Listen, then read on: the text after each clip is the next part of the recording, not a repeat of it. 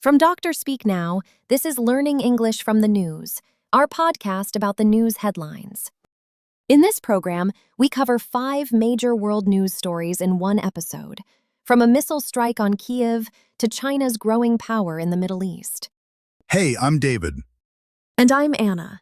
In this program, we look at big news stories and the vocabulary and the headlines that will help you understand them. You can find all the vocabulary and headlines from this episode. We have a lot to cover today, so let's get straight into the stories. Our first story, Russia launches a massive overnight missile strike on Kyiv. Hours after Ukrainian President Volodymyr Zelensky warned of an imminent Russian attack and cut short a visit to Ireland, Russia hit Kyiv with ballistic missiles and drones. At least 20 people were killed and nearly 90 were injured. A large section of a high-rise apartment building collapsed after a direct strike. People were trapped inside the rubble as rescue teams worked through the night. Residents crowded into underground metro stations, carrying sleeping mats and blankets. Zelensky said President Putin was refusing to end the war and saw only further aggression. Total Russian casualties since the war began in February 2022 now exceed 1.4 million troops. And our first headline is about this strike. This headline is from AP News, an American news agency. Russia pounds Kyiv with ballistic missiles and drones after Zelensky warning. And that headline again from AP News. Russia pounds Kyiv with ballistic missiles and drones after Zelensky warning. Today's vocabulary word from this headline is imminent. David, can you break it down? Sure. Imminent is an adjective that means something is about to happen very soon. It is coming, and you cannot stop it. The danger is close. The event is near. Right. When Zelensky warned of an imminent strike, he wasn't saying the attack might happen someday. He was saying it was coming within hours. That urgency is built into the word itself. Imminent is used in formal, serious contexts. Imminent danger, imminent threat, imminent attack. It tells you the situation is urgent and the window to act is closing fast. For example, the hurricane was imminent, and authorities ordered the evacuation of all coastal communities immediately. We've had imminent, about to happen very soon, with a sense of urgency and inevitability. For example, doctors told the family that the patient's recovery was not imminent and that more time was needed. Our second story. Strait of Hormuz talks stall as Iran demands tolls from ships. The Strait of Hormuz is one of the most important waterways in the world. Around 20% of all global oil and liquefied natural gas passes through this narrow strait between Iran and Oman every year. Since the U.S.-Iran war began earlier this year, Iran has effectively blocked the strait, causing a massive global energy crisis. Indirect talks between Washington and Tehran are now underway in Doha, Qatar. Qatar and Pakistan are serving as mediators, meaning they are helping both sides communicate without meeting directly. A memorandum of understanding was signed by President Trump and Iran's president on June 17th, stating Iran would allow toll-free passage through the strait for 60 days while a final deal is negotiated. But Iran has since said it will charge service fees for ships passing through. The U.S. says that violates the agreement. The talks in Doha have not resolved the dispute. The strait remains effectively closed to most commercial traffic, and global oil prices remain dangerously high. And our headline for this story is from AP News. Doha talks leave Hormuz dispute unsettled as Iran insists on shipping fees. And that headline again. Doha talks leave Hormuz dispute unsettled as Iran insists on shipping fees. The vocabulary word from this headline is stall. Anna, what does it mean? Great word. To stall means to stop making progress, to come to a standstill, often unexpectedly. Think of a car engine that stalls. It was running, then it just stops. No warning, no progress. Right. When talks stall, it means the negotiation was moving forward, and then it stopped. The two sides couldn't agree. Progress froze. And that's exactly what happened in Doha. The talks were supposed to move toward a final deal, but they stalled over the question of shipping fees. Stall is used in diplomacy, business, and everyday English. For example, the peace negotiations stalled after both sides refused to compromise on the key issue of territory. You can also use it informally. The project stalled when the funding ran out. We've had stall, to stop making progress, often suddenly and without resolution. For example, the merger talks between the two companies stalled after they couldn't agree on a final price. Our third story, Germany charges a Ukrainian soldier over the 2022 Nord Stream pipeline bombing. In September 2022, underwater explosions destroyed the Nord Stream gas pipelines in the Baltic Sea. The pipelines carried natural gas from Russia to Europe, and their destruction was one of the most significant acts of infrastructure sabotage in modern European history.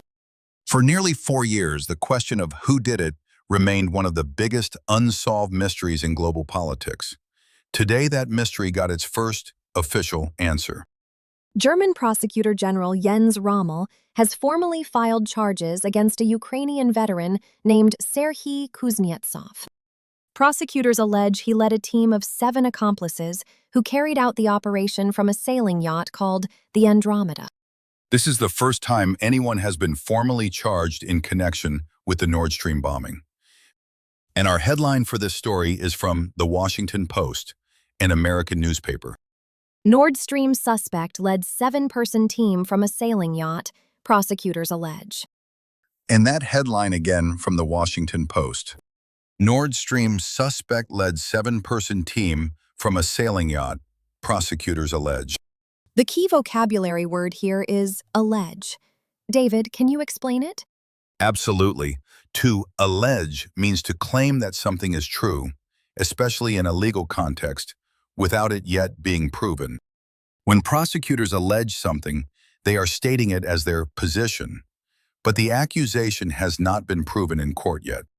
This is a critically important word in legal English.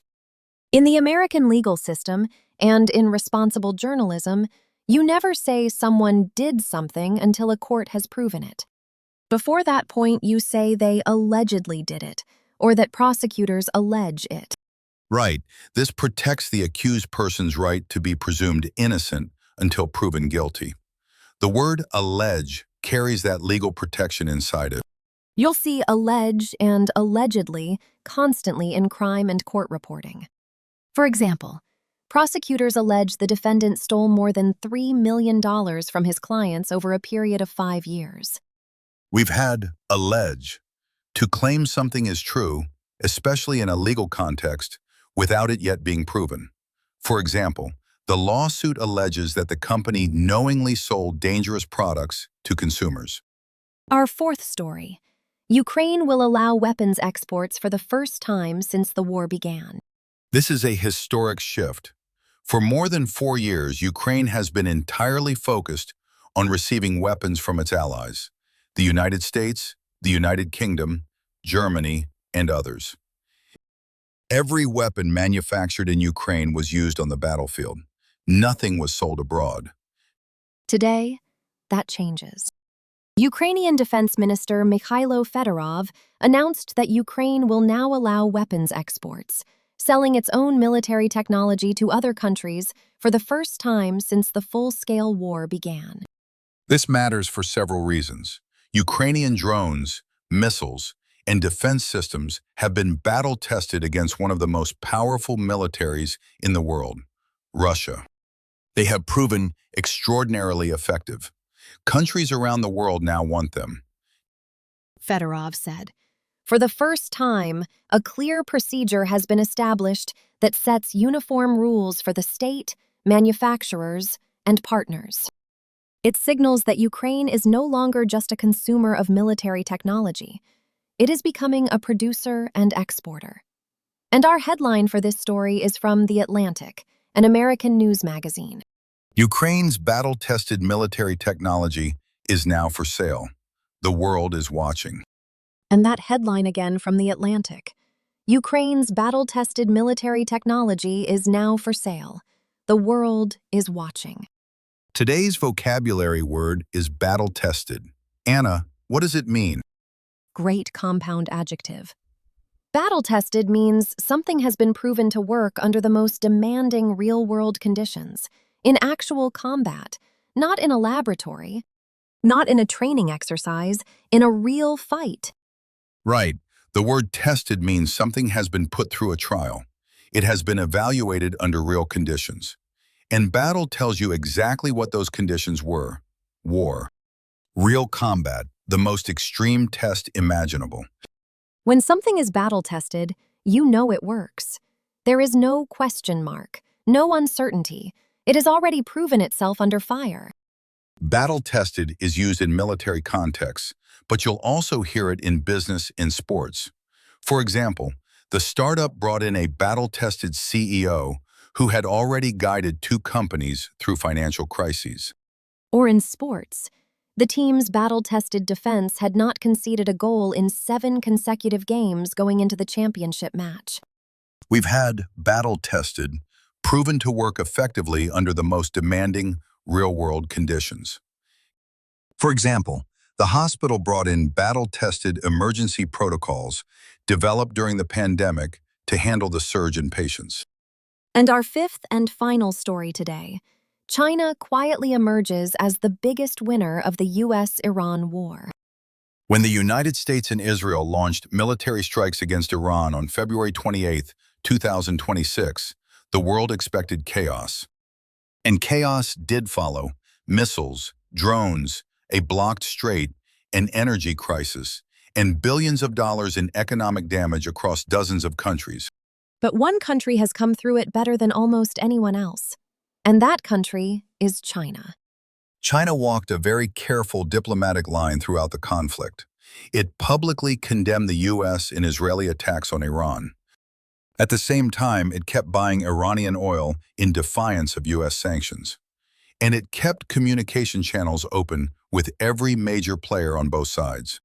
The result? China's exports of solar panels, lithium-ion batteries, and electric vehicles hit a record $21.9 billion in March 2026 alone, as the world desperately sought alternatives to Middle Eastern fossil fuels. China holds the world's largest strategic oil reserves. China's clean energy industry is booming, and China's diplomatic influence in the Middle East has never been stronger. Some analysts are now openly asking whether the conflict represents a Suez moment for the United States, a reference to Britain's catastrophic loss of global influence in the 1950s, and whether China is quietly moving to fill the power vacuum left behind. Our headline for this story is from CNN, an American television news network. China is counting its wins from the Iran war. And that headline again from CNN. China is counting its wins from the Iran war. The vocabulary word for this story is power vacuum. Anna, can you break it down? Sure, let's start with vacuum. A vacuum is a space that contains nothing, no air, no matter, completely empty. Nature, as the saying goes, abhors a vacuum. Meaning, empty spaces don't stay empty for long. Something always rushes in to fill them. Right. A power vacuum uses that same idea in a political or geopolitical context. When a powerful country, leader, or institution loses its influence or collapses, it leaves behind an empty space, and other powers compete to rush in and fill it. In the context of this story, some analysts believe the Iran war has weakened America's global standing, its ability to lead, to deter, and to shape events. If that influence shrinks, it creates a power vacuum. And China, patient, well-resourced, and strategically positioned, is ready to fill it. Power vacuum is used constantly in international relations, political science, and history. For example, after the fall of the Soviet Union in 1991, a power vacuum in Central Asia allowed new regional powers to compete for influence. You might also hear it in organizational contexts. When the long-serving CEO resigned suddenly, it created a power vacuum at the top of the company that 3 board members immediately moved to fill. We've had power vacuum, an empty space of influence or authority created when a powerful entity loses or gives up its power, which other forces then move to fill. For example, the sudden collapse of the government created a dangerous power vacuum that armed groups were quick to exploit. That's it for this special roundup episode of Learning English from the News. Today we covered 5 major world stories and 5 essential vocabulary words. Let's do a quick recap. From Story 1, Imminent, about to happen very soon. From Story 2, Stall, to stop making progress. From Story 3, Allege, to claim something without yet proving it. From Story 4, Battle-tested, proven effective under real conditions. And from Story 5, Power vacuum, an empty space of influence that others rush to fill. 5 stories, 5 words, all from today's Real American News. This is the kind of English you need to understand the world, not just pass a test.